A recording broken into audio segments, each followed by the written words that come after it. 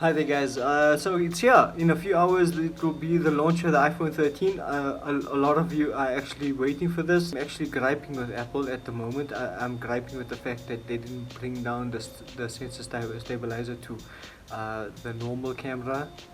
I use my camera for a lot of work, a lot of photography. I have a diamond business. I take photos of and videos of a lot of diamonds, a lot of jewelry. I use the normal camera, I don't use ultra wide. One of the things that I'm really excited about is the Wi-Fi 6E. It's finally coming to an Apple device, which means this is the rollout of Wi-Fi 6E across all technologies, across all devices, regardless of the device type, regardless of the manufacturer or the brand or the utilization of the device or finally this is the deployment of Wi-Fi 6E, which is the biggest step in Wi-Fi since 5 gigahertz Wi-Fi. So this is going to be awesome. You're going to think your internet speed is faster. You're going to think your home internet speed is faster. It's going to make a major difference. First up is the sensor stabilizer. They're bringing down the sensor stabilizer to not just the Pro models, but all 4 iPhones. So that will be the iPhone 13 Pro Max, the 13 Pro, the normal 13, and the 13 mini will all get the stabilizer on the ultra wide lenses, and that's because last year it was quite successful and a lot of people enjoyed the stabilizer from the iPhone 12. Next up is it's getting a bigger sensor. Across the board, of course the Pro range and the Pro Max are getting even larger sensors with smaller apertures. This is going to help with a lot of low light photography. The Pro models you'll be able to do astrophotography with the Pro models. So it's capturing stars and taking pictures at night and taking pictures of the moons and planets, and follows the comets every year and waits up all night to video the comets, their pictures of the comets. You're going to enjoy this. You'll be able to capture some of this on your iPhone, which is super awesome. On the Pro models, going up to 2.5 times telephoto zoom, so 2.5 times optical zoom, which is up from the 2 times optical zoom. So if you and of course this coupled with autofocus will essentially give you not just an ultra wide frame, but it should actually enable a sense of macro photography. So if you like, for example, you like me in the diamond business, or you like taking pictures of small insects or fine details, that should help quite a bit, up to 2.5 times. Also, there's going to be portrait mode video, so that's going to have a lot of bokeh effect on the sides. It'll resemble with software with software and of course with the smaller aperture on the Pro models, it's going to simulate a bokeh effect. So a lot of people will think that you're actually looking at you're looking at a DSLR video, one of mirrorless camera. Then we've got you'll also be able to shoot in Pro RAW video. Last year you were able to take pictures in Pro Res format, so that will allow you, that's basic, that's without software editing, that's without any software inputs, software enhancement, software tweaks. So there's just raw. What you see is what you get from the next big thing, which is the 120 Hertz display, which was supposed to take place last year. So this year, if you want the 120 Hertz display, of course it's dynamic, so depending on the content being viewed, it's either 60 or 120 Hertz.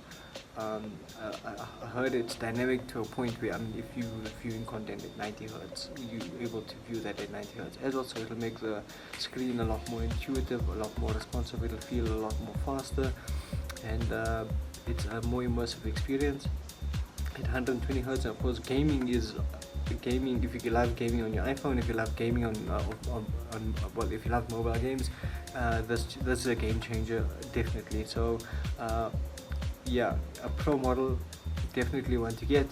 That brings us up to the next point, which is if you enjoyed the always on display on your iPad, on your Apple Watch, that's going to have an always on display. So you don't have to keep checking your phone for the time. You don't pick up your phone. If you're studying, if you're at work, if you have your phone on your desk, you know exactly what time it is or what notifications are coming in. You're not picking up your phone trying to log in, check going to an app, or unnecessarily like being distracted.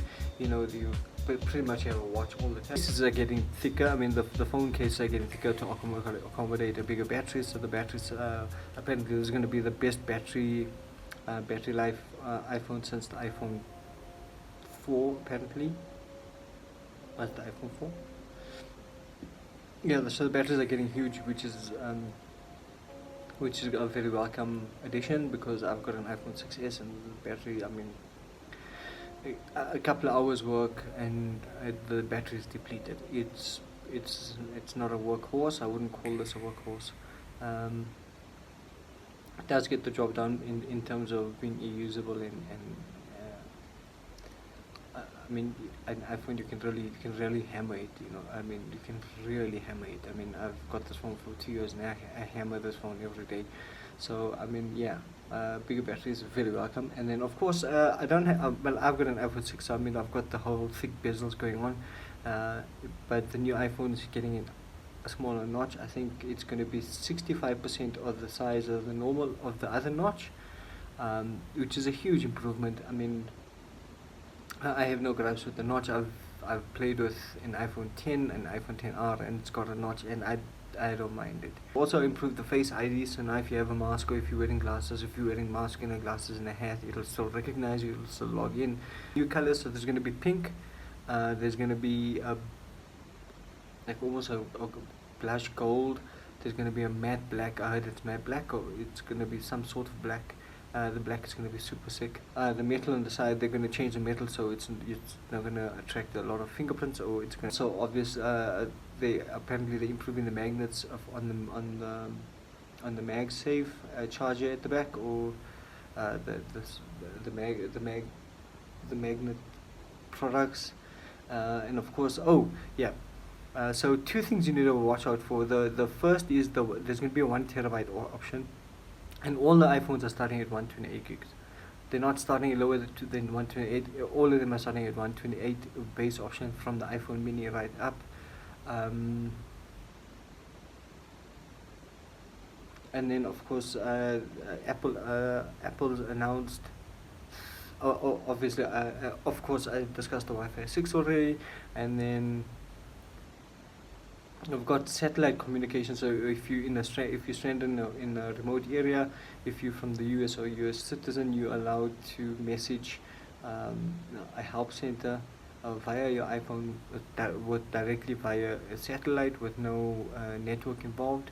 So you always have a sense of communication to a place of help, a place of refuge, a place of protection, a place of salvation. Sorry you guys, hallelujah.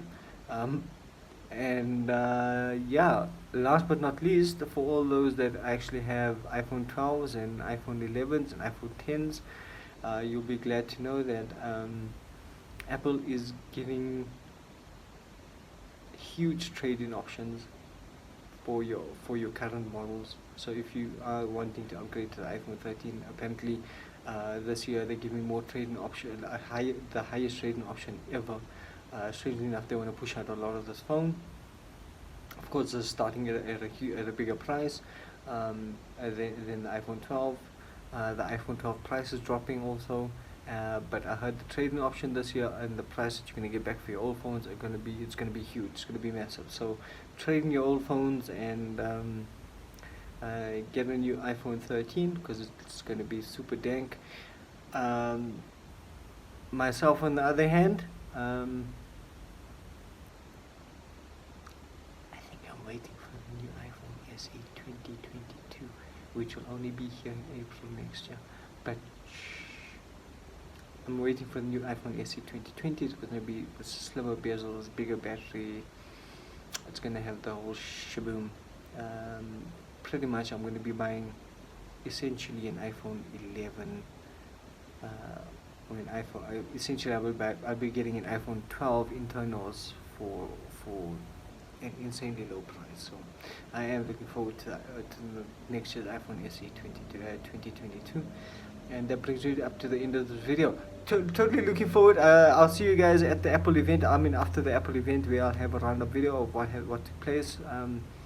It might be a bit of a long video, but yeah, we'll see how that goes. Thanks, guys. Thanks for watching. Thanks for tuning in, and I'll see you in the next one.